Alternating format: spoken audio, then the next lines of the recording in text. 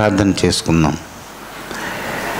మహాగణుడైన పరలోకమందున్న మా తండ్రి, మా ఎడల విశేషమైన అపేక్ష కలిగి మేము మరణమావలో ఉన్న నీ నీతి రాజ్యమును స్వతంత్రించుకోవాలని మా కొరకు నీవు చేయుచున్న సమస్తమైన కార్యములను బట్టి, నీవు సంపూర్ణముగా నెరవేర్చిన నీ క్రియలన్నిటిని బట్టి నీకు స్తుతి చెల్లించుకొనుచున్నాం.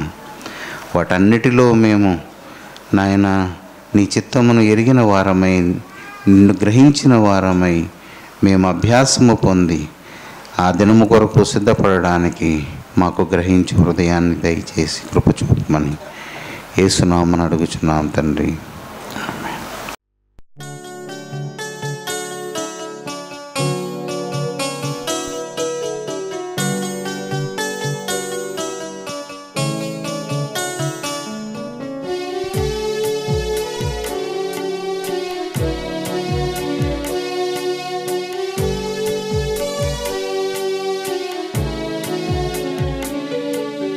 కుమ్మరి ఓ కుమ్మరి జగదుత్పత్తిదారి, జిగటమన్నైన నా వంక చల్లగా చూడుమయ్యా, చల్లగా చూడుమయ్యా. కుమ్మరి ఓ కుమ్మరి జగదుత్పత్తిదారి, జిగటమన్నైన నా వంక చల్లగా చూడుమయ్యా, చల్లగా చూడుమయ్యా.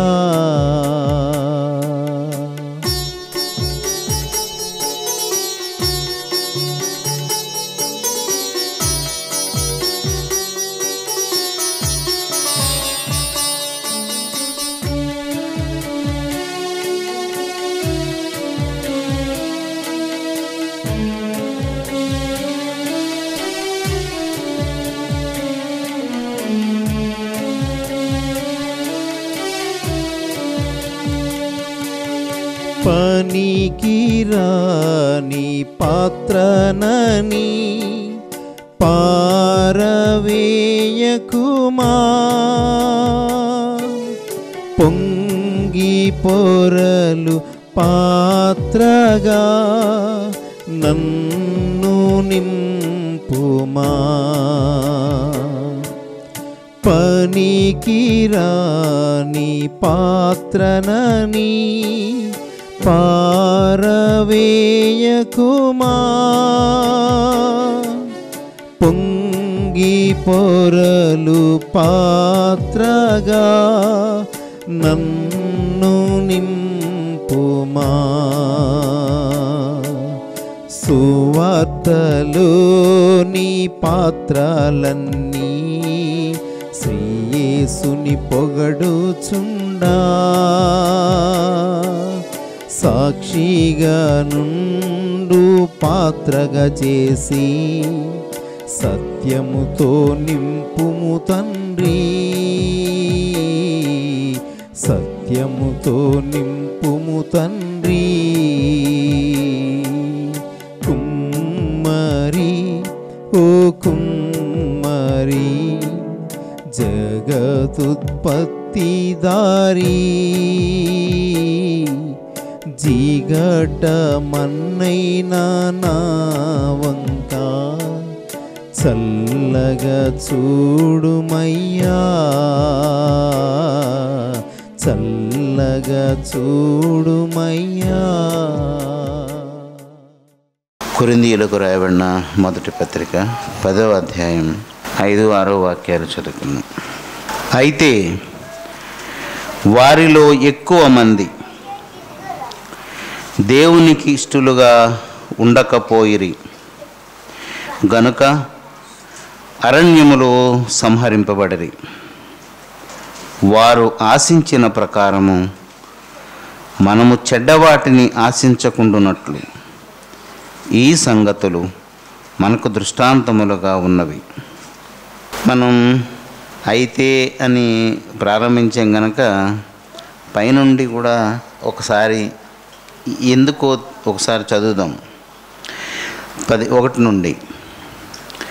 సహోదరులారా, ఈ సంగతి మీకు తెలియకుండుట నాకు ఇష్టము లేదు. అదేదనగా, ఏ సంగతి అంటే, మన పితరులందరూ మేఘము క్రింద నుండిరి. మన పితరులందరూ మేఘము క్రింద నుండిరి. వారందరూ సముద్రములో నడచిపోయిరి. అందరూ మోషేను బట్టి మేఘములోను సముద్రములోను బాప్తిస్మము పొందిరి. అందరూ ఆత్మ సంబంధమైన ఒకే ఆహారమును భుజించిరి. అందరూ ఆత్మ సంబంధమైన ఒకే పానీయమును పానము చేసిరి. ఏలయనగా తమ్మును వెంబడించిన ఆత్మ సంబంధమైన బండలోనిది త్రాగిరి. ఆ బండ క్రీస్తే. అయితే వారిలో, ఇప్పుడు మనం చదివిన ఆ పై 4 వాక్యాల్లో పదే పదే పదే వచ్చిన పదమేంటి? అందరూ. అందరూ, ఆ మాట మనం మర్చిపోకూడదు.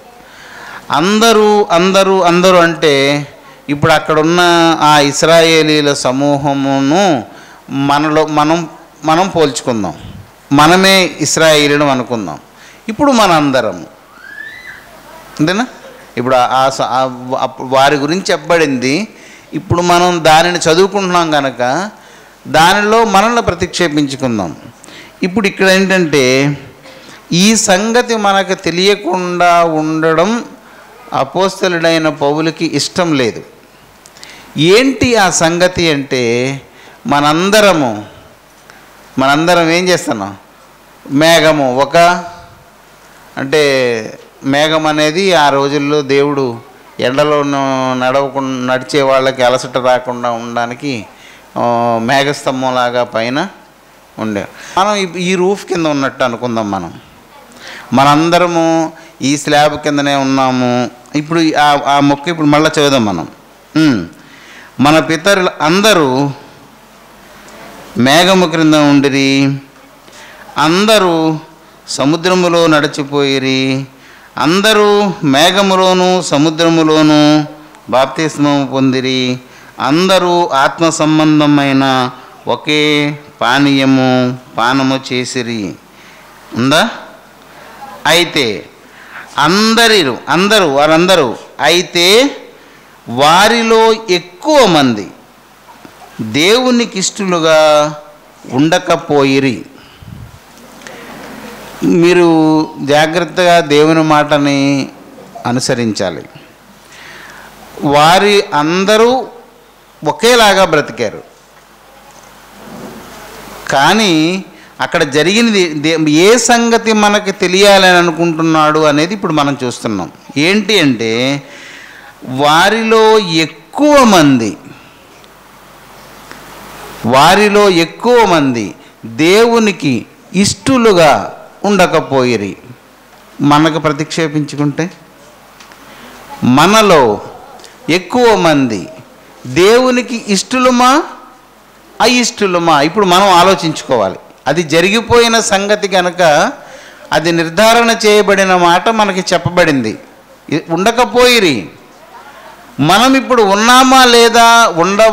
కావాలంటే ఉండవచ్చు, లేదు అంటే వారిలాగా ఉండకపోవచ్చు.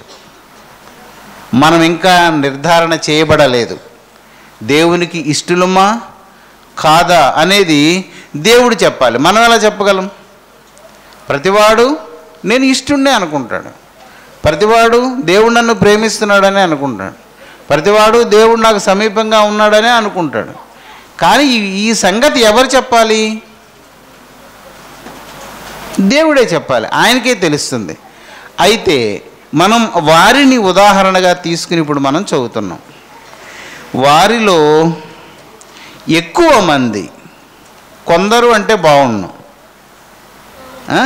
కానీ దేవుడు ఆత్మ ఒక వాస్తవాన్ని అక్కడ రాయించాడు. వారిలో ఎక్కువ మంది దేవునికి ఇష్టలుగా ఉండకపోయిరి గనుక వారు అరణ్యములో సంహరింపబడిరి. వారిని సంహరింపబడిరి అంటే ఎవరో సంహరించారు, అంతేనా? ఏ కారణం చేత సంహరింపబడ్డారు వాళ్ళు? ఏ కారణం చేత సంహరింపబడ్డారు? మీరు చెప్పింది నాకు వినబడలేదు. దేవునికి అంటే ఇంతకీ వాళ్ళు చంపబడ్డానికి కారణం ఏంటి? దేవునికి అయిష్టులుగా ఉండబడడం. అయితే చంపింది ఏంటి? చంపింది ఎవరు? దేవుడా? మళ్ళా చదవండి. అయితే వారిలో ఎక్కువ మంది దేవునికి ఇష్టలుగా ఉండకపోయిరి గనుక అరణ్యములో సంహరింపబడిరి. ఏ గుణము? దేవునికి ఇష్టముగా ఉండలేని ఆ గుణమేదో అదే వారిని చంపింది. ఆ కారణం అదే అక్కడ రాసింది కదా, ఉండలేకపోయిరి గనుక అరణ్యములో సంహరింపబడిరి. తర్వాత ఇప్పుడు మనం చదివే వాక్యం ఏంటి? వారిని సంహరించినది, వారు సంహరింపబడడానికి కారణం ఏంటి? వాళ్ళు ముందుకు నడవలేకపోవడానికి ఏంటి అసలు కారణం అంటే, వారు ఎవరు? వారు వీరంటే ఎవరు? సంహరింపబడిన వారు. అందరూ కాదు, మనం అందరూ అనే దానిని మనం మోసుకొచ్చాం ఇక్కడి వరకు. కానీ అందరిలో ఎక్కువ మంది సంహరింపబడ్డారు. సంహరింపబడడానికి కారణం అక్కడ రాసిన వారు, ఆ ఎక్కువ మంది సంహరింపబడిన వారు ఆశించిన ప్రకారము. అంటే వారిని చంపినది ఏది? ఆశ. చాలా ఇది ఈ పత్రికలో కొంచెం కష్టంగా ఉండేది ఈ భాగమే. కొరింథీయులకు రాసిన పత్రిక చాలా విస్పష్టంగా ఉంటుంది, తేలిగ్గా ఉంటుంది. కానీ పేతురు చెప్పినట్లు పౌలు రాసిన కొన్ని అంశాలు గ్రహించడానికి కష్టతరంగా ఉంటాయి. అంటే అది ఆ మాట ఎవరు చెప్పారు? పేతురే రాశాడు. పౌలు తనకు అనుగ్రహింపబడిన కృపను బట్టి రాసింది కొంత అర్థం అవ్వడానికి కష్టంగా ఉంటుందని అతనే. కనుక పౌలుకున్నటువంటి ఆలోచన, దేవుని వలన కలిగిన కృప, ఇవన్నీ సంగతులను బాగా కుదించి రాసి ఉంటాయి. ఇక్కడ అతను రాసింది, సంహరింపబడిన వారు ఆశించిన ప్రకారము మనము ఆశింపకుండునట్లు అంటే సరిపోతుంది. వాక్యం మీద మీ దృష్టి రన్ చేయండి. సంహరింపబడిన వారు అంటే నేను ముందు భావాన్ని తీసుకొచ్చి వారు అన్న దగ్గరికి కలుపుతున్నాను నేను, అంతేనా? గనుక వారిలో ఎక్కువ మంది దేవునికి ఇష్టలుగా ఉండకపోయిరి గనుక అరణ్యములో సంహరింపబడిరి. సంహరింపబడిన వారు ఆశించిన ప్రకారము మనము ఆశింపకుండునట్లు అంటే భావం సరిగా ఇముడుతుంది. కానీ మధ్యలో ఒక మాట ఉంది, ఏంటది? చెడ్డ వాటిని అనగానే ఇక్కడ చెడ్డ అనేది వాటిని అనే పదానికి చెడ్డ అనేది జోడించబడింది. తెలుగు భాషలో రెండు పదాలు ఉంటాయి, విశేష్యము, విశేషణము అని. ఎప్పుడైనా డిక్షనరీలో ఉంటుంది. వీణ అని ఉందనుకోండి విశేషణము, వి అని ఉందనుకోండి విశేష్యము. విశేష్యము అంటే ఏంటంటే అది వస్తుగుణ శబ్దం, ఒక వస్తువును గురించి చెప్తుంది. విశేషణము అంటే అది శబ్దగుణము సంబంధమైందన్నమాట. ఇప్పుడు గుణము వేరు, వస్తువు వేరు. గుణము వేరు, వస్తువు వేరు. ఇక్కడ నుంచి నేను చెప్పేది ఇప్పుడు ఇదేమంటాం, తెలుగు భాష గురించి కాదు, చెడ్డ వాటిని అంటే చెడును కలుగ చేయు వాటిని. అంటే ఇప్పుడు అది వస్తువా స్వభావమా? చెడు అనేది స్వభావము, చెడును కలుగజేసే వస్తువు వలన వచ్చేటువంటి స్వభావం ఇక్కడ చెడ్డ వాటిని ఆశింపకుండా. అంటే ఈ ఒక్క విషయాన్ని జాగ్రత్తగా పరలోకానికి వెళ్ళే మనము హృదయంలో దాచుకోవాలి. ఇవి మనల్ని నడిపించేటువంటి బలాలు. ఇవి మన ఆత్మ సంబంధమైన డైరెక్షన్ని. ఇప్పుడు పక్షి ఉందనుకోండి, పక్షి గాలిలో ఉంటుంది, దానికి ఆధారం ఏమి ఉండదు. భూమి మీద మన కాళ్ళు ఉంటాయి కాబట్టి మనం పాదాలతోటి కుడి పక్కకు తిరుగుతామా ఎడం పక్కకు తిరుగుతామా చేస్తాం. గాలిలో ఉన్నదానికి ఆధారం ఉన్నది, కానీ దానికి తోక ఉంటుంది. తోకను బట్టి అది ఇటు తిరగాలో నడిపిస్తుంది. ఈ మాటలు ప్రార్థన చేసుకునేటప్పుడు మన హృదయాన్ని పరీక్షించుకోవడానికి ఉపయోగపడేటువంటి వస్తువులు కనుక ఈ వ్రాయబడిన మాట, వారు ఆశించిన ప్రకారము మనము చెడును కలుగ చేసే వాటిని, అంటే వస్తువులను అని గుర్తుపెట్టుకోండి, చెడ్డ వాటిని. ఎందుకంటే గుర్తుపెట్టుకోవాలి, ఈ స్వభావం ఏంటంటే గుణాన్ని ఎవరు కోరుకుంటాం, ప్రార్థనలో కోరుకుంటాం మనం. ఎవరన్నా ప్రభువా నేను గొప్పగా ఉండేలాగా నన్ను చెయ్యి, ప్రభువా నేను వీళ్ళందరినీ అధికారం చేసి అని అడుగుతాం మనం. ఎంతటోడైనా ఏమనంటాడు, మంచిగా ఉండాలి బుద్ధిగా ఉండాలనే కోరుకుంటాడు. అంతేగాని నేను ఇలా చేయాలి, హత్యలు చేయాలి, మనుషులందరినీ హీనంగా చూడాలి, అవమానించాలి, నేను వస్తే అందరూ గజగజలు ఆడిపోవాలి ప్రభు అని ఎవరైనా ప్రార్థన చేస్తారా? ఎవరు చేయరు. కానీ అందుకే ఇక్కడ ఆ మాట ఇదంటే ఇది మనం చెప్పుకున్నట్లుగా గుణవాచక శబ్దం ఒకటి, వస్తువాచక శబ్దం ఒకటి, రెండు విషయము విశేషము విశేషణము అనేది మనం తెలుసుకుంటే దీని అర్థం మనకు వస్తుందన్నమాట. మనము చెడ్డ వాటిని ఆశింపకూడదు. రాత్రి మనం చెప్పుకున్నాం, ఆశించడము అంటే ఆశించడం. ఏది ఆశిస్తాం? మనకు ఉన్నదానిని ఆశించం. ఏం ఆశిస్తాం? లేని దానినే ఆశిస్తాం. ఎప్పుడైనా క్రైస్తవులు సమాజం ఒకటి గుర్తుపెట్టుకోవాలి, దేవుని సంఘంలో పేదలు ఉంటారు, ధనికులు కూడా ఉంటారు. మీకు చాలాసార్లు మనం ఈ విషయం చెప్పుకున్నాం. పేదలు తమకు దేవుడు ఇంతే ఇచ్చాడు అనే మనసును జాగ్రత్త చేసుకోవాలి. మనము ఏ స్థితిలో దేవుని దగ్గరికి పిలువబడ్డామో ఇవన్నీ కొరింథీయుల పత్రికలో గలతీయుల్లో రాయబడి ఉంటాయి. ఏ స్థితిలో పిలువబడ్డావా? దాసుడుగా పిలువబడ్డావా? అవకాశం వస్తే సొంత స్వేచ్ఛాపరుడు అవు. లేదు అంటే దేవుడు ఈ యజమాని చేతి కింద బ్రతకమని నాకు ఇచ్చాడన్నమాట అని అక్కడే సంతృప్తి కలిగి బ్రతకాలి. ఈడు ఓనరు, నేను పనివాడిని, ఇలా నేను ఎప్పుడవుతాను, నన్ను దేవుడు ఇలా చేసాడేంటి అనుకోకూడదు. మనకు దేవుడు నరునికి ఏ స్థితి ఇచ్చినా ఆ స్థితి దేవుడు కావాలనే నీకు ఇచ్చాడని తెలుసుకోవాలి. ఎప్పుడైనా విశ్వాసి దగ్గర ఈ గుణం ఉండాలి. ఎప్పుడైనా ఇది మర్చిపోకూడదు. ఇది మర్చిపోతే మనం భక్తిలో నుంచి తొలగిపోయినట్టే లెక్క. బేదలైన వారు వారి కలిగిన బేదరికమును బట్టి దేవునికి స్తుతి చెల్లించాలి. నన్ను ఈ స్థితిలో నీవు ఉంచావు ప్రభువా అని. అంతేగాని ధనికుడిని చూసి ఆశపడితే అది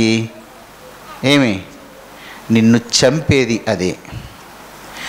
అలాగే ధనికులు కూడా వారికున్న ధన సౌఖ్యాన్ని బట్టి మితిమీరిన సంతోషంలోనికి వెళ్లకుండా వాళ్ళని అదుపు చేసుకుంటూ నా వలన ఎవరికైనా ఉపకారం కలుగుతుందా అని వెదికి దీనులకు దరిద్రులకు వారి చెయ్యిని చాపవలసిన అగత్యం వాళ్ళకి నిర్ణయించబడింది. అది చేయకపోతే వారికి పాపము, ఇది చేస్తే వీరికి పాపం. కనుక సంఘంలో ఇద్దరు ఉంటారు, ఇద్దరికీ జాగ్రత్తలు ఉన్నాయి. ఇద్దరికీ చెప్పబడిన ఆజ్ఞలు అనుసరించడం కష్టంగానే ఉంటాయి.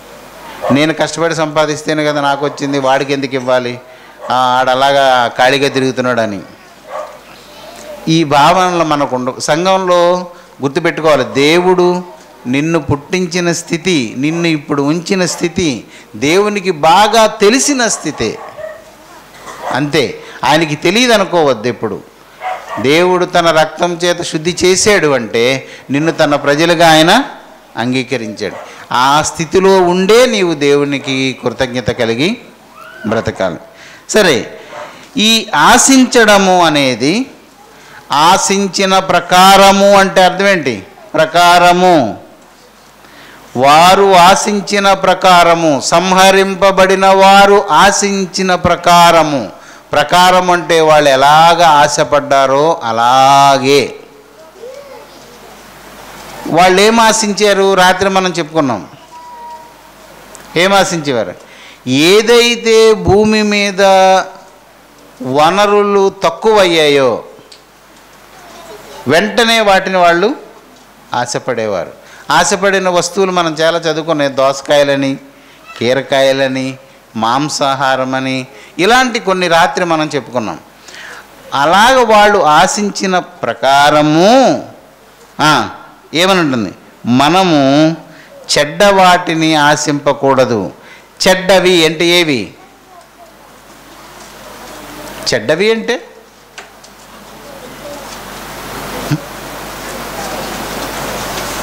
చెడ్డవి, చెడు చేసేవి, కీడు చేసేవి, అశుభాన్ని కలుగు చేసేవి. ఇప్పుడు మనం మామిడిపళ్ళు కొనడానికి వెళ్ళాం అనుకోండి, అందులో ఎంచుకుంటాం మనం మంచిది, చెడ్డది. ఏంటి చెడ్డది? అది చెడిపోతే నీకేమి, అది కాదు. అది నువ్వు తీసుకుంటే దానివలన చెడు నీకు కలుగుతుంది కనుక అది నీకు చెడ్డది, అంతేనా? అది దాని స్థితి, చెడిపోయిన స్థితి, నిలవ ఉంటే అయిపోయిన దాని స్థితి, అది మనకి చెడ్డది. కనుక దేవుని పిల్లారా, దాన్ని ఆ అర్థాన్ని అలా తీసుకుంటే, ఆశించిన ప్రకారము మనము చెడ్డవాటిని ఆశింపకుండునట్లు ఈ సంగతులు మనకు దృష్టాంతములుగా ఉన్నవి. ఏ సంగతులు? వాళ్ళు ఏవైతే కోరారో, కోరినవన్నీ ఏంటవి? వాళ్ళు కోరినవి ఏవి ఆత్మ సంబంధమైనవి కావు, గుర్తుపెట్టుకోండి. అందుకే చెడ్డవాటిని, చెడ్డ వస్తువులను, చెడు చేసే వస్తువులు, వాళ్ళు కోరుకున్నవన్నీ కూడా లోక సంబంధమైనవే, అంతేనా? ఇప్పుడు మనం ఏం ఆశించకూడదైతే? చెడ్డవాటిని ఆశింపకుండా ఉండునట్లు ఈ సంగతులు మీకు దృష్టాంతములుగా ఉన్నవి. మొదటి వాక్యం ఏం చెప్పాడు? ఈ సంగతి మీకు తెలియకుండుట నాకు ఇష్టము లేదు. ఆఖరిలో ఈ సంగతులు మనకు దృష్టాంతములుగా ఉన్నవి. ఏంటి ఆ మధ్యలో ఉన్న సంగతులు?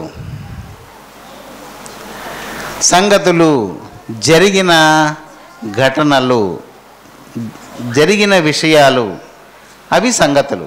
ఏంటి సంగతి అంటే ఏమేమి చేసావు, ఏమైంది అనేది సంగతి. ఇప్పుడు సంగతి, అది గడిచినది, ఇప్పటి సంగతి. చెప్పండి మరి ఏంటి, ఏ సంగతి ఇంతకీ మధ్యలో ఉన్నది?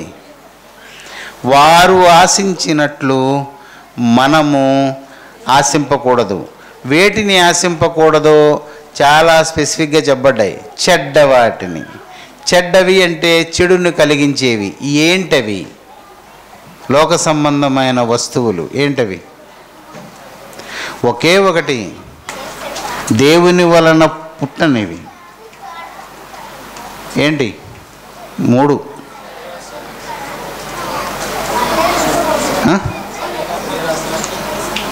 లోకాశలు అంటే అవి 3 భాగాలుగా చెప్పబడ్డాయి. ఒకటి నేత్రాశ, అంటే నేత్రము అంటే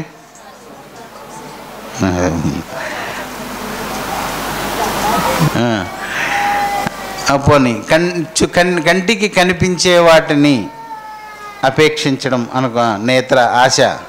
ఆశ అనేది అది వేరే పదం, అది ఇచ్చ, బలమైన కోరిక, దానిని కావాలి, పొందుకోవాలి అనుకునే బలమైన వాంఛ అది నేత్రాశ. శరీరము, పాప సంబంధమైన శరీరానికి సుఖాన్ని ఇచ్చేటువంటి ఆశ. మూడోది జీవపుడం. ఈ మూడు దేవుని వలన, తండ్రి వలన పుట్టినవి కావు అని. ఏవైతే దేవుని వలన ఇవన్నిటికీ మూలము ధనమే, అది గుర్తుపెట్టుకోవాలి. వీటన్నిటికీ మూలము, కంటికి కనిపించిందే నెరవేర్చుకోవాలంటే ఏం కావాలి? డబ్బు కావాలి. శరీరానికి ఉన్న సుఖాన్ని పొందాలంటే ఏం కావాలి? డబ్బే కావాలి. లేదు అధికారము, నాయకత్వం, ఏదో నాయకుడిని అవ్వాలి అనుకుంటే ఏం కావాలి? కాబట్టి ఈ మూడింటిని మనం రంగరిస్తే వచ్చేది ఒకే ఒక ఉత్పన్నం, అదేంటంటే ధనము, ఆ అపేక్ష. ఇప్పుడు చదవండి అక్కడ దాన్ని. వారు ఆశించినది ఏంటి అంటే అంటే ఇప్పటికి మనకి యోహాను సువార్తలు అవన్నీ చెప్పారు కాబట్టి మనకి తెలిసింది. ఇశ్రాయేలీల కాలంలో అవన్నీ వారికి చెప్పబడ్డాయో లేదో మనకి తెలియదు. వాళ్ళు ఆశించిన ప్రకారము అంటే ఆహారము, సుఖము, ఇవన్నీ వాళ్ళు తిండికి సంబంధించింది అక్కడ రాయబడి ఉంది. ఏదైతే దేవుడు సమకూర్చలేదో దానిని వాళ్ళు ఆశపడ్డారు. అరణ్యములోనూ ఎడారిలోనూ ఇశ్రాయేలీలకు దేవుడు ఏది అనుగ్రహించలేదో దానిని వాళ్ళు ఆశపడ్డారు. ఇప్పుడు మనం చెప్పుకున్నది ఏంటంటే ఇక్కడ దేవుడు మనకి ఏది అనుగ్రహించలేదో దానిని మనము అపేక్షించకూడదు. బీదలైన వారు ధనాన్ని అపేక్షించకూడదు. ధనము కలిగిన వాడు ఏం చేయకూడదు? తన ధనాన్ని బట్టి సంతోషించకూడదు. స్థాయిని తగ్గించుకోవాలి. ఇతను ఉన్న స్థాయిలో బ్రతకగలగాలి. ఇది చాలా కష్టతరం. ఎంతైనా మన మనస్సు ధనం వైపే. ఎవడైతే దేవునికి ఇష్టుడై ఉంటాడో వాడు లోకానికి, లోకం అంటే ఎవరు? మన పరలోక ప్రార్థన ఉంటుందేమని, పరలోకమందు నీ చిత్తము నెరవేరుచున్నట్లు భూమి యందును నీ చిత్తము నెరవేరును గాక అంటే ఇక్కడ ఆయన చిత్తం ఏమవడం లేదు, నెరవేరడం లేదు. మరి ఎవరి చిత్తం నెరవేరుతుంది ఇక్కడ? దుష్టుని చిత్తము. దేవతల యొక్క చిత్తం ఏదో ఇక్కడ నెరవేరుతుంది. మనము దేవతల బలం ఉన్నటువంటి భూమి మీద ఈ లోకంలో ఉండి దేవుని యొక్క ఆకాంక్షను నెరవేరుస్తున్నప్పుడు, 10 మంది దొంగలున్న ఊర్లో ఒక మంచోడే దొంగ. చాలాసార్లు దీని మీద కాపుగంటి జగ్గయ్య ఇలాంటి మంచి వక్తలు దాని గురించి చెప్పిన మీరు ఎప్పుడైనా చదివేయలేదు ఆ పుస్తకాలు. 10 మంది ఊర్లో దొంగల్లో ఉన్నారు, అందులో ఒక మంచివాడు ఉన్నాడు. లోక ప్రకారంగా న్యాయం ఏంటంటే ఆ మంచివాడే దొంగ. ప్రజాభీష్టము, ఈ పదాలు ఇప్పుడు మీరు వినలేదా? రాజు, మంచి రాజు ఎవడు అంటే ప్రజల ఆకాంక్ష ప్రకారంగా పాలించేవాడు. అందరూ దొంగతనం చేద్దాం అన్నప్పుడు రాజు కూడా ఏం చేయాలి? చేయండి అనాలి, లేదంటే అందరూ అని తిడతారు. కనుక లోకం అనేది ఎప్పుడు కూడా దైవ విరుద్ధమైనటువంటి లక్షణాల చేత ఆవరింపబడి ఉంటుంది ఈ లోకము. ఈ లోకంలో మనము దేవుని నీతిని పట్టుకుని ఉండడం అంటే అది చిన్న విషయం కాదు. ఈ వాక్యం, చాలా వాక్యాలు ఉన్నాయి. మీరు ఏ జనము, ఏదో వంకర జనమా, వారి మధ్య దేవుని వాక్యం పట్టుకొని మీరు ఆకాశమందున్న జ్యోతుల వలె దేవునికి కనబడుతున్నామని. దేవునికి మనం ఎలా కనబడుతున్నామంటే నక్షత్రాల్లా కనిపిస్తున్నాం. అలా ఎలా కనబడుతుందంటే మనం ఆకాశం వైపు చూస్తే అంత పెద్ద విశాలమైన ఆకాశంలో అక్కడక్కడ చుక్కలు ఎలా కనబడుతుంటాయో ఇక్కడ దేవుని నీతిని అనుసరించేవారు, దేవునికి ఇష్టలైన వారు దేవుని దృష్టికి అలా కనిపిస్తూ ఉంటారు. అయితే మనము ఆయనకి ఇష్టలమై ఉంటేనే, అది గుర్తుపెట్టుకోవాలి ముందు. అంతేగాని నేను ప్రార్థన చేస్తున్నప్పుడు నేను నక్షత్రంలా ఫీల్ అయిపోయి దేవుడు చూసినప్పుడు నేను మెల్లమెల్లా మెరుస్తున్నానని అనేసుకోకూడదు. నేను ఇష్టడునా కాదా అంటే, ఇష్టమైన వాళ్ళు వస్తే ఏం చేస్తాం మనం? ఇష్టం లేని వాళ్ళు వస్తే ఏం చేస్తాం? ఈ లోకములో మనము ఇష్టలుగా ఉండాలంటే ఏం చేయాలి? వారు ఆశించిన రీతిగా మనము చెడ్డ వాటిని ఆశింపకూడదు. చెడ్డవి అంటే చెడును కలిగించేవి. ఏది అంటే ధనం.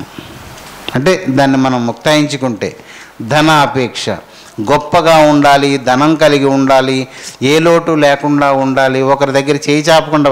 చేయి చాపడం ఏంటి అసలు?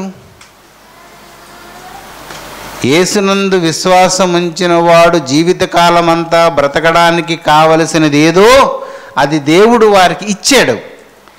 అది చాలదని అనుకున్న వాడెవడో వాడు చేయి చాపాలి, అంతే.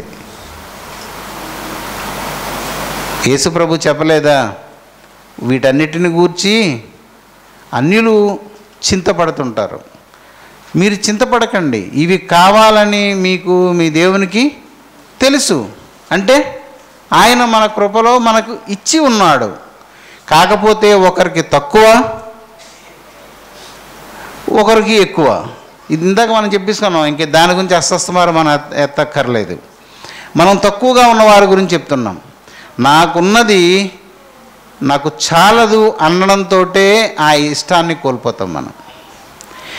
ఇంతే ఇచ్చాడు నేను ఇందులోనే సంతృప్తి, ఆ పదం ఉంటుంది. సంతుష్టి సహితము. సంతృప్తి అంటే ఇక దేనిని తీసుకోలేని స్థితి.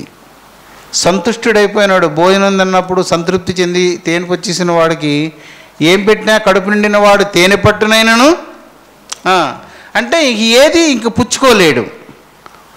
దేవుని పిల్లలు తమకు కలిగి ఉన్న స్థితిలో ఉండి పైదానిని దేనిని పుచ్చుకోలేనట్లు ఇది చాలు నాకు ప్రభువా, ఇందులో నన్ను వర్ధిల్ల చేయని ఎవడైతే ఉంటాడో వాడే ఆయనకు ఇష్టడు. అలా కాకుండా కలిగిన వారి వైపు, లోకం వైపు చూసి అలాగ నేనుండాలి, వీరిలాగా నేనుండాలి అని అనుకోవడమే ఆశించడం. ఆ ఆశపడింది నీకు చెడ్డది. నీకు దేవుని వలన కలుగనిది ఏదో అది చెడ్డది. నీకెందుకు ఇవ్వలేదంటే అది నీకు అవసరం లేదు, దానివలన నీకు కీడు కలుగుతుంది. కనుక ఇవి దేవుని మాటలు. దేవుని పిల్లారా, మీకు మీ హృదయానికి గ్రహించగలిగినంత దేవుడు మీకు ఇచ్చాడు, మీరు గ్రహించారు, నేను మీకు చెప్పక్కర్లేదు. కాకపోతే ఈ సంగతులు మనకు తెలియాలి, అంతే. పౌలు అదే చెప్పాడు, ఈ సంగతి మీకు తెలియకుండుట నాకు ఇష్టం లేదు. తెలియాలి, మీకు తెలిసింది. అనుసరించడం అనుసరించకపోవడం మీ ఇష్టం. అనుసరించిన వాడు ఆశింపకుండా ఉండాలి. ఆశ అంటే ఏంటంటే నీకు దేవుని వలన ఇవ్వబడనిది నీవు కావాలని కోరుకుంటే అది ఆశించడం. అది చెడ్డది, నీకు చెడును కలుగచేస్తుంది. నీ స్థాయికి, ప్రతి ఒక్కడికి ఒక్కొక్క స్థాయి ఉంటుంది, అంతే. ఇప్పుడు నేనున్నాను, నాకు దేవుడు ఒక కృపనిచ్చాడని నాకు తెలుసు. అందులో నేను ఎప్పుడూ నాకు బ్రతుకులో అంతకంతకి వర్ధిల్లుతానే తప్ప నేను ఎప్పుడు దిగజారిపోను. కానీ దానిని నేను ఉపయోగించడానికి నాకు ఒక పరిధి ఉంటుంది. దాన్ని పౌలు భాషలో అయితే మేరకు మించి నేను అతిశయించకూడదు. నన్ను ఎంత మట్టుకు దేవుడు ఏ పరిధిలో ఉండమని నాకు ఆజ్ఞ ఇచ్చాడో ఆ పరిధి లోపలే నేను ఎంతైనా ఉండాలి.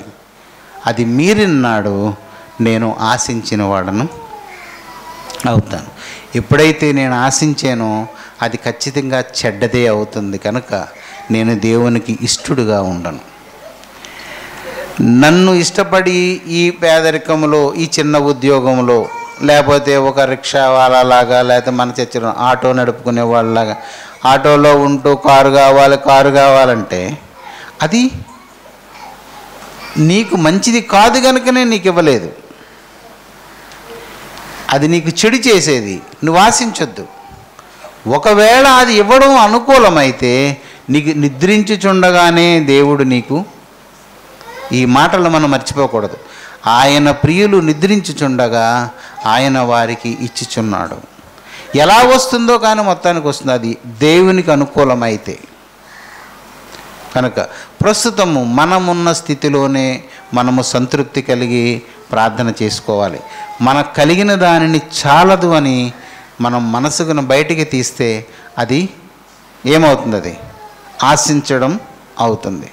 ఆశించడం వలన మనకు వస్తుంది. రాత్రి మనం చదువుకున్నాం, వారు ఆశించినది ఆయన వారికి ఇచ్చెను, కానీ ఆయన వారికి క్షీణత, అంటే నీవు ఆశించినదే నీ క్షీణతకి కారణమవుతుంది అని మనం నిన్నటి దానిని ఈరోజు వాక్యాన్ని కలిపితే మనకి ఈక్వల్ టు వచ్చేటువంటి అవగాహన. ఏదైతే ఆశిస్తామో మనకు లేని దానిని మనం ఆశిస్తామో లోకములో, అది వస్తువు. గుర్తుపెట్టుకోండి, ఆ వస్తువుకు మనం పెట్టిన పేరేంటి? ధనము. ధనం వలన ఏదైనా, ధనం మూలం ఇదం జగత్, అంటే కంటికి కనిపిస్తున్న ఈ లోకంలో ధనమే మూలం, అది లోక వాచికం అది. కానీ దేవుని యొక్క ఆలోచన ఏంటంటే నీకు కలిగిన దాంతో తృప్తి కలిగి ఉండు. నీకు అసంతృప్తి వచ్చినప్పుడు నీవు ఆశిస్తావు, కానీ నీవు ఆశిస్తే నీకు వచ్చేది చెడ్డతనమే. దానివల్ల నీకు చెడే కలుగుతుంది, నువ్వు క్షీణించిపోతావు. దానిని పాత నిబంధనలో ఏం చెప్పబడింది అంటే, వారు ఆశించినది ఆయన వారికి ఇచ్చెను, దాని వలన వారికి క్షీణత ఆయన కలుగ చేశాను. గుర్తుపెట్టుకోండి, ఇది చాలా సంక్లిష్టమైనది, మనసుకు ఇష్టపడనిది. మనలో ఇప్పుడు మనందరములో మనం మాట్లాడుకున్నాం, మనందరం పోల్చుకుంటే ఆ వాక్యంతో పోల్చుకుంటే ఎక్కువ మంది ఆయనకి ఇష్టలుగా ఉండరు. కానీ మనం బ్రతికి ఉన్నాం కనుక ఇష్టలుగా మారవచ్చు. మనకు కలిగిన దానితో తృప్తి కలిగి ఉందాం. తృప్తి కలగలేకపోతే మనము కోరుకునే దాని వలన మనము క్షీణించిపోతాం. ఆశింపకండి, ఇది చాలా ప్రమాదకరమైన విషయం. భక్తి జీవితంలో పరిశుద్ధత అంశాన్ని సర్వనాశనం చేసేది ఈ కోరికలు. ఈ మాటలు దయచేసి మర్చిపోకండి. ఆశింపకుడిని, హెబ్రీయుల పత్రికలో ఉంటుంది, ఆశింపకుడి అని ఆయనే చెప్పాను కదా, దేవుడే చెప్పాడు కదా. ఆశించకండి, మనసును కుదుటపరచుకోండి, కలిగిన దానితో తృప్తి కలిగి ఉండండి. ఇది ఎన్నడూ మర్చిపోకండి. బైబిల్లో చాలా చోట్ల ఈ వాక్యం రాయబడి ఉంది. దీనిని సంతుష్టి సహితమైన దైవభక్తి గొప్ప లాభ సాధనమై ఉన్నది అని తిమోతికి పౌలు చేత దేవుడు రాయించాడు. గొప్ప లాభము అంటే పరలోకము, ఇంక దానికన్నా గొప్పది. గొప్ప అంటే ఇంక అంతకన్నా ఇంకోటి ఏది లేదు. గొప్ప సాధనము అంటే సాధించడానికి ఉపయోగపడే వస్తువు. ఇప్పుడు నాగలి భూమిని దున్నడానికి ఉపయోగపడే సాధనం. అది ఆ సాధనానికి మించింది ఇంకేముంది? భూమిని దున్నడానికి నాగలి సాధనం. అలాగే ఒకడు పరలోకపు మేలు పొందడానికి సాధనం ఏంటంటే సంతుష్టి సహితము. సంతృప్తిని మనసులో స్థిరపరచుకోండి. మీకు కలిగిన జీవితమే ఇది సంతోషమని, ఇది ఇచ్చిన దేవునికి స్తోత్రమని మీరు చెప్పండి. అంతే, ఆశింపకండి. ఆశించడం వలన మనకు వచ్చేటువంటిది చెడ్డది. చెడ్డ వస్తే మనకి ఆ చెడ్డదాని వలన మనము క్షీణించిపోతాం. ఇది నేను చెప్పిన నియమం కాదు, ఇది దైవ నియమం. ఇది చాలా ఓపికగా సాధన చేయవలసిన అంశం. ఇది తొందరపడవద్దు. దేవుడు దీనిని ఇముడ్చుకోవడం నరునికి చాలా కష్టమని దేవునికి తెలుసు. కానీ ఆయన ఒక వరం కూడా ఇచ్చాడు. నేను ఎలాంటి వాడినంటే ఇరుకులో నీకు విశాలత కలుగు చేయువాడను. ఇరుకులో విశాలత. ఇరుకంటే తెలుసు కదా, నా శరీరాన్ని ఆనించి 4 పక్కల గోడ కట్టారనికి ఎవరైనా, నేను ఎక్కడున్నట్టు. నేను ఇక ఎక్కడైనా చేయంకుట్టినా సరే నేనేం చేయలేను, అంత కష్టంగా ఉంటుంది ఇరుకు. కానీ దేవుడు ఏమంటున్నాడంటే ఆ ఇరుకులో నీకు విశాలత ఉన్నలాంటి మనసుని నీకు నేను ఇస్తాను. అంతే. ఇరుకులో విశాలత. అది అర్థం కాని పదం.